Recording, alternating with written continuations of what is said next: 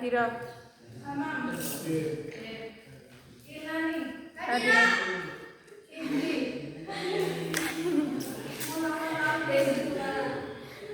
Muhammad Wahidul Umam. Muhammad Evan. Muhammad Rafiul Zaid. Ubaidillah Manan. Nurulina. Rahman Anjani. Siti Jawa. Tegar. Tirta. Yunita. Sakit. Oh ya, Sifa Alam. Hari ini kita masuk yang kedua, yaitu makna sila-sila dalam Pancasila. Jadi setiap lambang Pancasila itu memiliki makna tersendiri. Ya. Ini bisa dilihat menurut Garuda. Ya, bisa. Nah, sila pertama yaitu ketuhanan yang Maha Esa. Lambangnya apa? Lambangnya bintang. Makna sila Pancasila itu ketuhanan yang Maha Esa. Artinya apa? Artinya kita itu landasan moral jujur atau berdasarkan ketuhanan yang Maha Esa. Landasan kita sebagai agama kita yaitu Allah. Kan negara kita ini memiliki 6 agama resmi. Jadi kita agama itu sesuai dengan agamanya masing-masing. Ini terdapat pada pasal 29 yang berbunyi negara berdasarkan atas ketuhanan yang Maha Esa. Negara menjamin kemerdekaan tiap-tiap penduduk untuk agamanya masing-masing. Jadi dalam memeluk agamanya masing-masing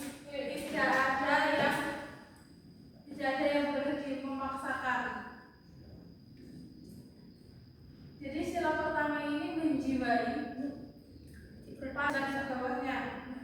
Nilai-nilai religius menjiwai seluruh Indonesia bermasyarakat, berbangsa, dan bernegara. Terdapat pada alinea ketiga yang berbunyi atas berdasarkan Tuhan Yang Maha Esa yang dilimpahkan oleh Kainalku supaya berkehidupan dan kebangsaan. Jadi makna sila, makna dari ketuhanan Yang Maha Esa ini yaitu kita itu harus mempunyai sifat apa? Sifat bertakwa dan beriman kepada Tuhan kita, yaitu bersikap toleransi terhadap siapapun dalam kehidupan sehari-hari, di sekolah, di rumah, bermasyarakat, dan bernegara. Yang kedua, kemanusiaan yang adil dan beradab. Namanya apa? Rantai. Lambang rantai itu melambangkan bahwa kita ini tinggal di Indonesia dengan berbagai suku yang berbeda, dengan berbagai gender yang berbeda, dengan berbagai ras yang berbeda, gitu. Contohnya di pulau di luar Jawa itu kan ada Kalimantan, Sumatera,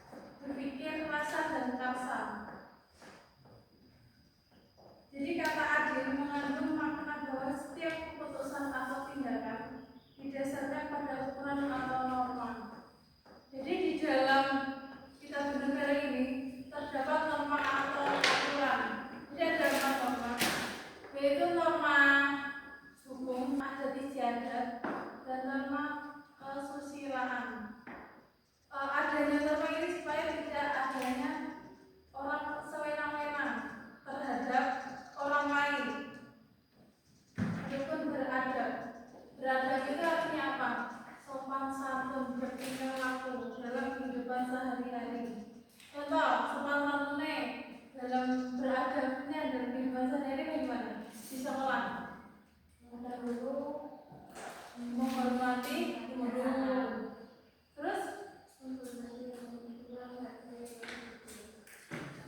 menghargai bapak ibu. Terus nek enten gurune apa ya? Kalau ada gurunya, ketemu gurunya itu salam.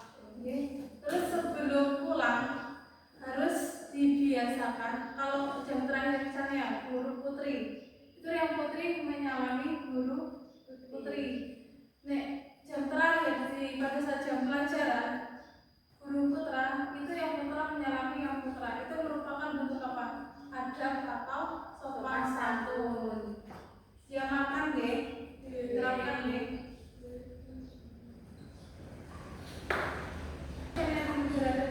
Pengertian adanya kesadaran sikap dan perbuatan manusia, sikap kita atau perbuatan kita ini termasuk dalam norma dalam kehidupan sehari-hari. Manusia harus saling menghormati. Boleh nggak kita memperbudak sesama teman kita? Boleh nggak memperbudak? Nggak boleh. Benar. Contohnya kita tegar ini kalau menyuruh sifat terus boleh nggak? Nggak boleh. Itu termasuk melanggar norma dalam kehidupan sehari-hari. Yang ketiga yaitu persatuan Indonesia.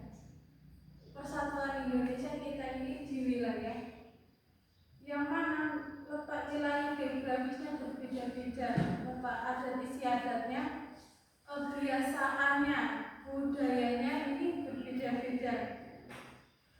Jadi pengertian persatuan ini menyangkut macam-macam keanekaragaman seperti kebulatan.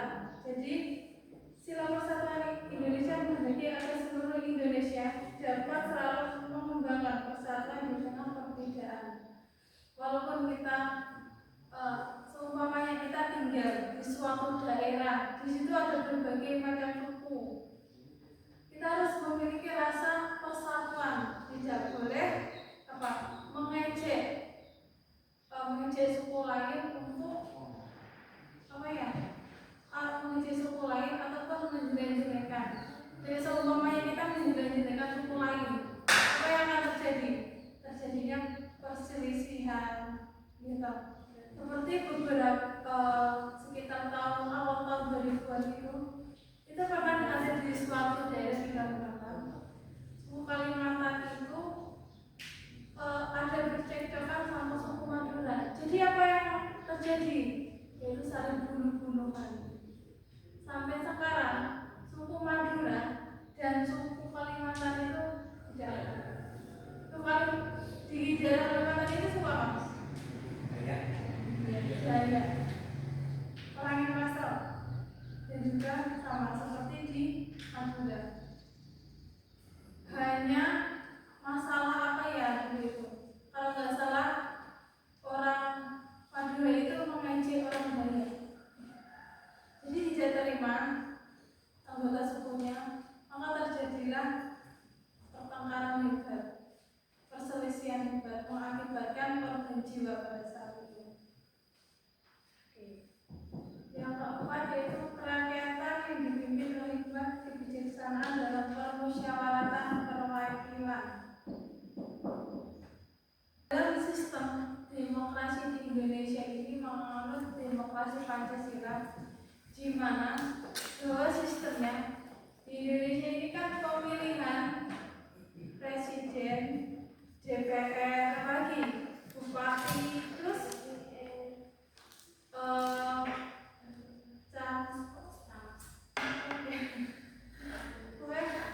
presiden, DPR yang bagus termasuk juga itu kan dilakukan selama berapa tahun? 5 tahun sekali. Seumpamanya Hamam mencalonkan menjadi bupati Magelang selama 5 tahun. Jadi kita batasnya kan 2 periode. Dan dia sudah menjabat menjadi 2 periode 10 tahun. Terus dia ingin menjabat menjadi bupati lagi bisa atau tidak? Tidak, dia ingin menjabat menjadi gubernur bisa? Bisa, karena apa ya, beda, pimpinannya beda. Jadi nilai-nilai demokrasi ini bukan hanya harus bisa diterapkan dalam kehidupan kita di sekolah atau dalam kehidupan kita di sehari-hari. Contohnya yang kemarin apa? Musyawarah dalam kehidupan sehari-hari, silakan Pak. Apa? Penentuan kelas. Oke, penentuan kelas nanti putra apa yang lain?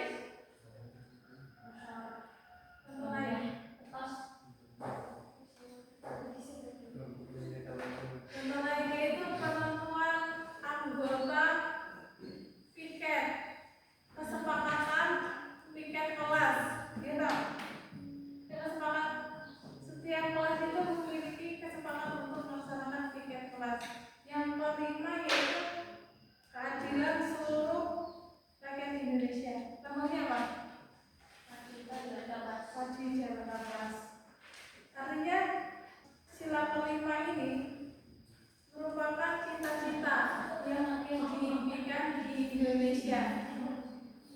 Jangan gitu ya. Oke, keadilan sosial bagi seluruh rakyat Indonesia, yaitu mewujudkan seluruh rakyat Indonesia yang adil dan makmur. Jadi dalam penerapan keadilan sosial ini berarti semua itu sama di mata hukum.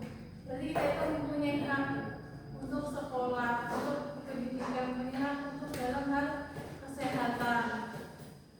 Kita mempunyai hak untuk menikmati infrastruktur. Infrastruktur ini adalah perdagangan. Jadi yang meningkatkan ini harus di bidang ekonominya harus meningkat, sosial, politik, terutama dalam hal apa, pendidikan. Ada yang mau ditanyakan? Tidak.